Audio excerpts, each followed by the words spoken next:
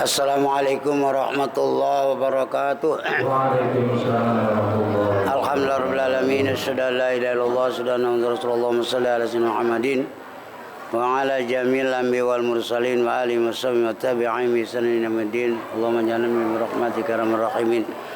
Astaghfirullahalazim, astaghfirullahalazim, astaghfirullahalazim.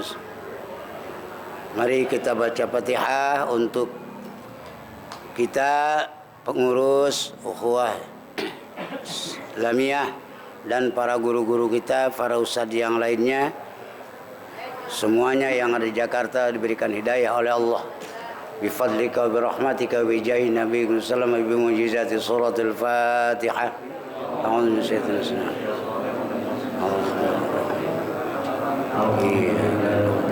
Ihdinas siratal mustaqim.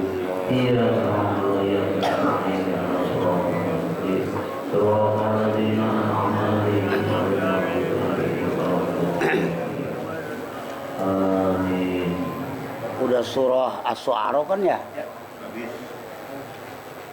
Bismillahirrahmanirrahim. Dengan khusus menyebut nama Allah yang memberi nikmat gede di dalam dunia, Ar-Rahim yang memberi nikmat kecil di akhirat. Suratus Syu'ara'i, bermula surat As-Syu'ara. Makiyatun, itu bangsa Mekah. Illa, kecuali ayat was-Syu'ara, kecuali ayat was-Syu'ara ila akhiri, sampai akhir. Famadaniyun, maka itu bangsa Madinah. Wahia, dan bermula suratus Syu'ara mi'atani, itu 200, wasab'un, dan 70, wa isrun, dan 20 ayatan. Bacanya ayatan, jangan ayatin, ayatun. Tamyiz dari kalimat isruna, adad murakkab.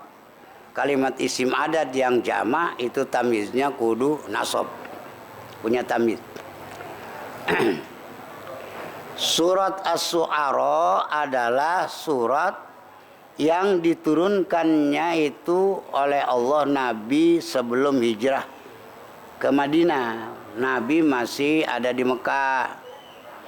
Adapun turunnya mau di mana aja, yang penting selama Nabi masih di Mekah, maka semua ayat dimanapun turunnya itu disebut ayat Makkiyah, kecuali yang bukan ayat Makkiyah, yaitu lafaz As-Syu'ara sampai akhir ya. Was-Syu'ara'u yattabi'uhumul ghawun, itu bukan surat sampai akhir. Itu mah famadaniyun, asalnya fa As-Syu'ara'u, itu mah ayat diturunkannya setelah di Madinah ya. Wahuya, surat As-Syu'ara ini adalah jumlah ayatnya 227 ayat.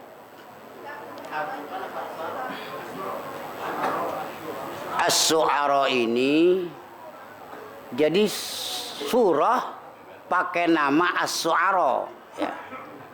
Surat As-Syu'ara, karena di dalam surat ini Allah menerangkan ada penyanyi-penyanyi orang kafir yang diikuti nyanyiannya itu oleh orang-orang yang sesat, nyinggung Nabi, nyinggung Al-Quran. Makanya diturunkan nanti pada ayat 224 nanti ada bunyi was-syu'ara'u yattabi'uhumul ghawun. Maka ayat was-syu'ara'ul ladzi yattabi'ul ghawun itu dipakai nama surah, karena di dalam surat ini menerangkan penyanyi-penyanyi kafir yang diikuti oleh musisi-musisi kafir. Tasin mim. Allahu a'lamu bimuradihi bizalik. Bermula Allah itu yang maha mengetahui dengan yang jadi makna sebenarnya, murad itu makna sebenarnya, bizalika dengan itu tosin mim. Jadi semua para ulama dan Nabi juga nyerah, nggak mau ngutak-ngatik lafaz Al-Quran yang ada di awal-awal surah ya. Sebab itu mah namanya ayat mutasabih lafzi ya namanya. Ada dua ya mutasabih itu. Ada mutasabih lafzi. Apa arti mutasabih lafzi? Keder, lafadznya aja keder. Orang sejegud apapun ilmunya, 19 macam warna pelajaran agama dikuasai, tapi justru kudu lebih tunduk kepada wallahu a'lamu bimuradi bizalik. Jangan berani ngutak-ngutik. Seperti alif lam mim, alif lamnya Allah, lamnya Jibril, mimnya Muhammad, itu mah nggak boleh. Malah Aisyah pernah nelpon ya Rasul, bagaimana kalau ayat mutasabih dikutak-atik? Rasul hanya ngajawab pahzaruhu. Itu si pahzaruh namanya. Apa ya Rasul pahzaruh? Kamu ini sejagat raya Mekah dan Madinah kudu takut kepada orang yang berani ngutak-ngutik ayat mutasabih. Sebab ayat mutasabih mah boro-boro maknanya, lafadznya aja saya tahun 70 tahun 81 di sini itu ada imam masjid bacanya hama. Saya juga begitu. Apalagi punya guru hanya ibu doang. Udah peletak-peletuk. Karena pesantren kita rata-rata nggak ngurusin Quran. Ngucap kok sabodo aja mau cakap-cakap. Ada yang latarawunal jahim, kiai besar. Ada yang gairil.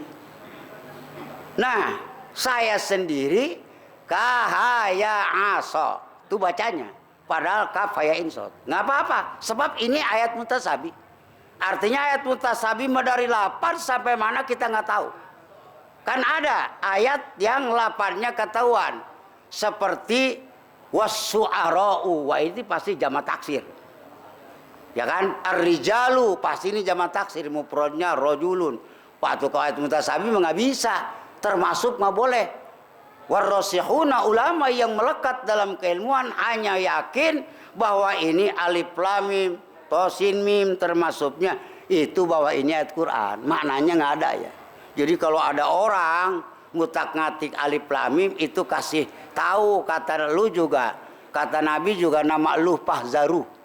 Apa? Sejagat raya Indonesia manusia kudu takut sama orang yang berani ngutak-ngutak ayat mutasabih. Itu lihat. Wallahu a'lamu bimuradi, hanya Allah yang tahu. Nabi Muhammad juga nggak tahu.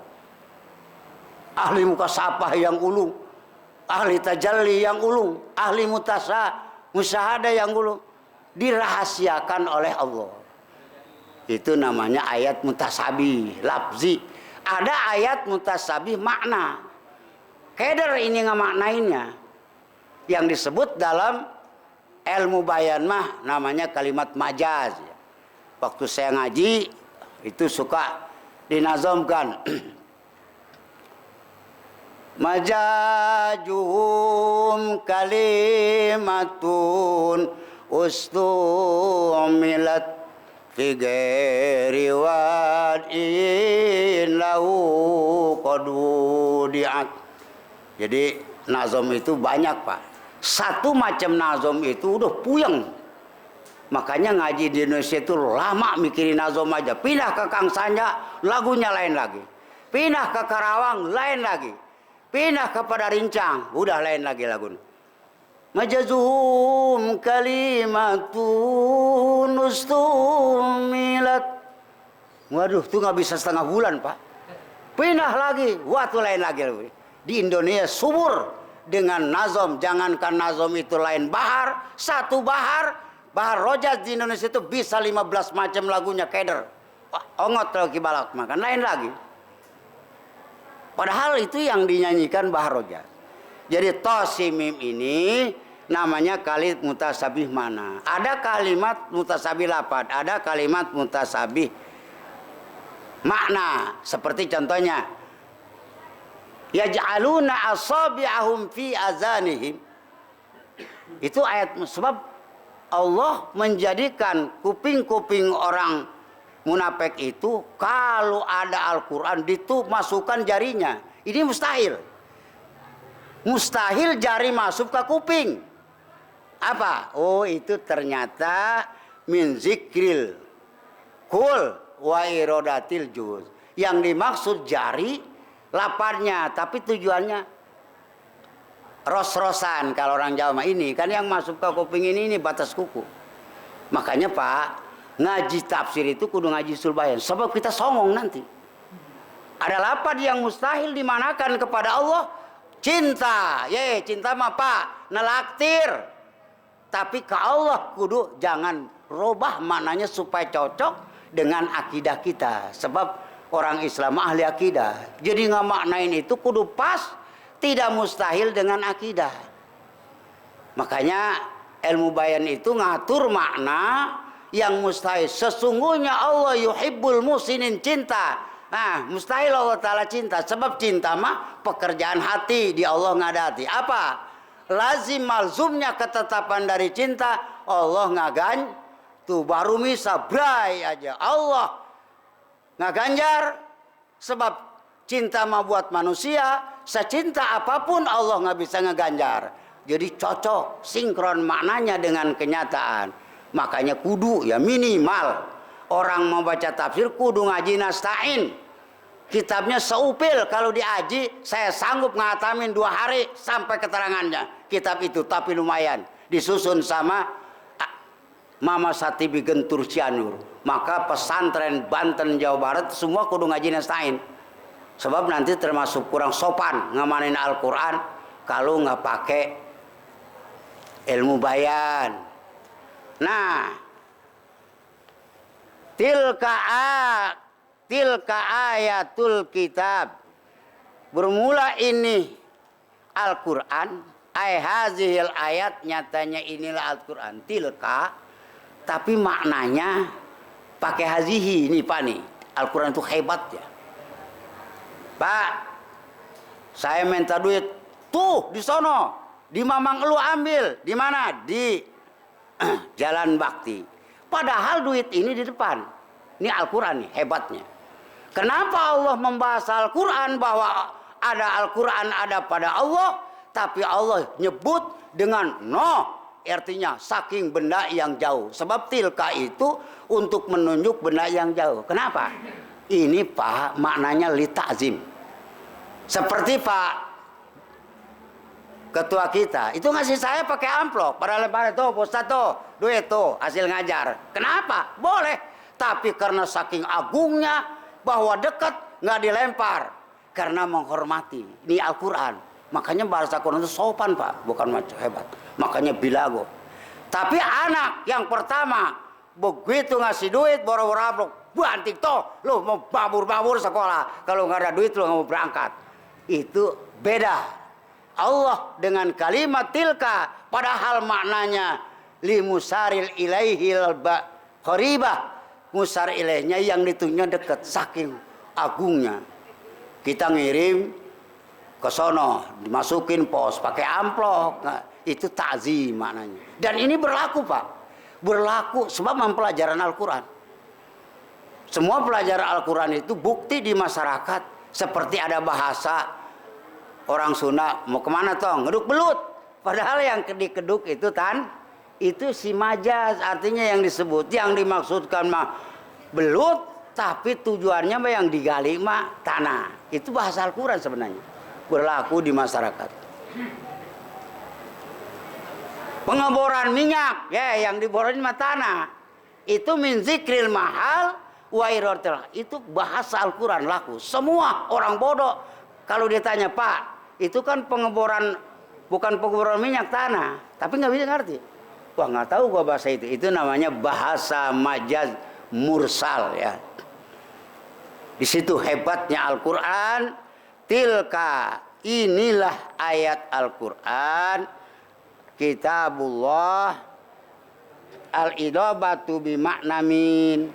Idopat menggunakan makna min. Ini ayatun. ayatu mudhof, al-kitabi mudhof ilaih. Asalnya ayatun min kitabi. Kenapa? Sebab ayat sejenis dengan kitab. Kitab jenis ayat, ayat jenis kitab. Maka kalau kita memudhofkan lapad kepada lapad yang sejenis, itu kudu nyimpen makna min. Ayatum minal kitab ya.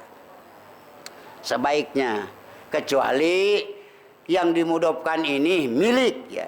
Seperti rumah siapa? Rumahnya Pak Misjan. Itu mah menyimpan makna lam. Ini rumah milik Pak Misjan. Tuh cara idopat. Itulah bahasa nahu. Rapih cara ngatur sehingga kita yakin. Jadi idopat ayatun kepada lapad al-kitabi. Ayatu mudhof namanya. Al-kitab itu menyimpan makna min. Jadi ini ayat adalah ayat dari. Asalnya dari kitab Al-Quran. Al-Mubin yang sangat jelas maknanya. Al-Quran tidak pernah ada yang remeng, tetapi jelas. Dan bukti Al-Quran maya. Sebab Al-Quran adalah bahasa Allah. Sekalipun mubtada khobar yang mahtamala sidko wal kaziba. Tapi kalau Allah yang ngomong itu pasti benar. Kalau kita boleh gula amis. Bisa aja gula asin. Tapi kalau Allah yang ngomong nggak bakalan benar ya. Itulah bahasa al-muzhiril haqq. Boleh al-muzhiril haqqi namanya idhof mudhof muktafar nih bagi orang yang pernah ngaji alfiyah. Boleh al-muzhiril haqqu jadi fa'il sebab muzhir adalah isim fa'il. Minal batil dari yang batal. Al-Quran adalah menjelaskan kebenaran. Ini benar, minal haqi ini salah. Itu Al-Quran. Lakallaka baqi'un nafsaka. Siapa tahu kamu Muhammad. Ya Muhammadu baqi'un nafsaka. Itu yang marah akan diri sendiri. La'allaka siapa tahu Muhammad Al-Quran yang bisa menjelaskan kebenaran hak ya. Apa hak? Isbatus syai'i bid-dalil. Artinya menetapkan sesuatu dengan dalil. Itu namanya hak. Sesuai dengan faktanya. Dengan Al-Quran yang sangat jelas mananya Muhammad. Manakala kamu sesuatu salah pemikiran, maka kamu harus marah sama diri sendiri. Jangan marah orang lain. Males ngaji. Katanya pengen ngaji, begitu datang guru cuma 3 orang. Jangan salah. Orang kita juga nggak suka ngaji. Kan begitu. Ada ustadz ngajar di Nurul Salam. Saya Japar dulu pernah laporan. Yang ngaji 3 orang. Saya emang ustadz pernah ngaji nggak? Setahu saya ustadz belum pernah ngaji selama ini. Kalau ustadz minister mendingan sebulan 6 hari di Karawang ngaji. Ustadz belum pernah ngaji. Kalau orang nggak males ya wajar aja ngaji mah males. Memang perbuatan. Terusin ngaji mah biar kita nggak punya murid. Kudu nyama istri baca kitab sendirian kata guru sama. Dan nanti ajarin tuh kita. Sungai santri istri jangan berhenti kelonan bacain kitab. Tapi kita niat ngajar. Kalau nggak ada ngomong sendirian. Nggak disangka orang gila kagak. Itu namanya menghidupkan ilmu. Bagaimana kalau kita ngajar belum bisa? Nggak ada cerita. Nggak pernah ada guru di penjara 14 tahun. Kenapa? Gara salah baca kalimat. Nggak ada. Ajarkan kata guru sebab kamu nanti diancam oleh Allah. Innal ladzina yaktumunal kitab. Mengumpatkan ilmu. Ajarkan. Supaya kamu Muhammad marah. Sebab kamu pasti marah. Ngajak ke Abu Jahal ngelawan. Abu Lahab ngelawan. Masyarakat ngelawan. Apa yang kamu kesel sama orang? Itu kudu baqi'un nafsaka. Ya. Kudu marah diri sendiri. Bu, Masya Allah. Ya kayak ada Syabdul Qadir. Makanya Syabdul Qadir itu diangkat sebagai wali kutub. Wih, hebat Syabdul Qadir. Lalu ngelihat orang tua. Ibadahnya males, Pak. Masya Allah, Bapak males sudah tua ya. Ruku udah nggak leper, lutut kalau saya masih muda. Engkau Bapak mah coba tuh hasil Quran. Kalau ngelihat orang maksiat masih muda, tong kamu maksiat, tapi kamu masih muda, siapa tahu ternyata kamu di depannya jadi depan kamu nanti masa depan jadi ulama. Sebab ada yang Syekh Fudel bin Iyad itu bang garong hebat itu Pak. Garong mafia, wih. Tapi begitu masyarakatnya ningker di hutan dengan kalimat apa? Firru ilallah. Diteriakin masyarakat, cuman nggak pakai speaker, ditingker itu apa? Bukan dilemparin dengan batu, tapi ucapan masyarakat firru ilallah, kembali secepatnya kau kepada Allah. Kalau tidak, waduh bahaya. Itu dia ngecungkir balik, nangis, ingat teriakan masyarakat suruh kembali kepada Allah. Apa? Jadi ulama besar. Siapa? Manusia yang ngaji tidak kenal Iyad bin Fudel. Bisa. Makanya jangan sombong ya, ibadah itu Allah yang menggerakkan. Makanya Nabi Ibrahim itu kenapa Pak? Suruh nyembelih anaknya. Begini, Nabi Ibrahim itu begitu dikasih mukasafah oleh Allah, Nabi Ibrahim itu siap matanya biar ada di Mekah, di Indonesia ada yang berzina, kelihatan.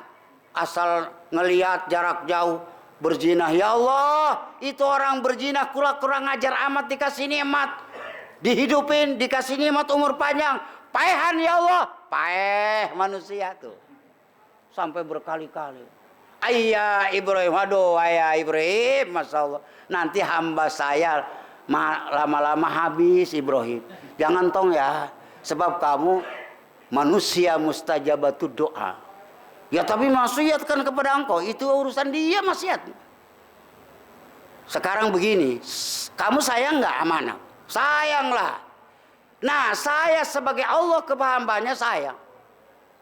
Kalau kamu tidak mau yakin bahwa saya sayang kepada hamba Allah, apa? Ismail kau sembelih. Sebagaimana kamu ngadoain orang itu hanya main remi, siapa tahu besok ditabok sama gurunya, nyungsep dia tobat, kan bisa. Tapi kalau kamu doain, nggak ada waktu kan. Jadi ibadah nggak bisa, udah mati mah. Jangan begitu, him. Apa ngejerit? Hah? Ya Allah, Ismail suruh saya potong. Haza samrote, inilah buah hati saya. Nah, kata Allah, kamu ngaku buah hati. Padahal buah hati sementara kamu masih punya istri Sarah, punya anak nanti. Sementara hamba saya ini siapa yang bikin? Saya kan. Kamu tinggal mainan doang. Enak amat. Tuh, banyak Nabi Ibrahim itu kegagalannya. Nyari tamu, tuh main ini yang order tamu, jalan dia ke Jalan Bakti. Begitu datang, Pak, makan yuk ke rumah saya, masuk dulu. Begitu datang ke situ, makan bukan baca bismillah, berisarat seperti orang Kristen, dia usir. Kata Allah, him, kenapa diusir? Wah, ngapain? Saya kira orang Islam ya Allah. Itu orang umurnya 80 tahun. Kamu 5 menit ngadepin itu, nggak sabar. Saya ngasih rezeki dia. Ayo paranin. Lari lagi. Waduh. Diparanin. Tuh. Hebatnya. Begitu diparanin. Kenapa Pak? Saya diparanin lagi. Masya Allah saya diomelin Allah.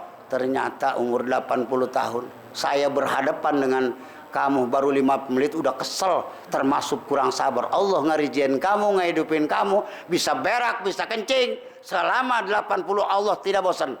Makanya orang itu sebelum makan baca asyhadu alla ilaha illallah. Tuh kalau udah suruhan Allah mah gampang aja.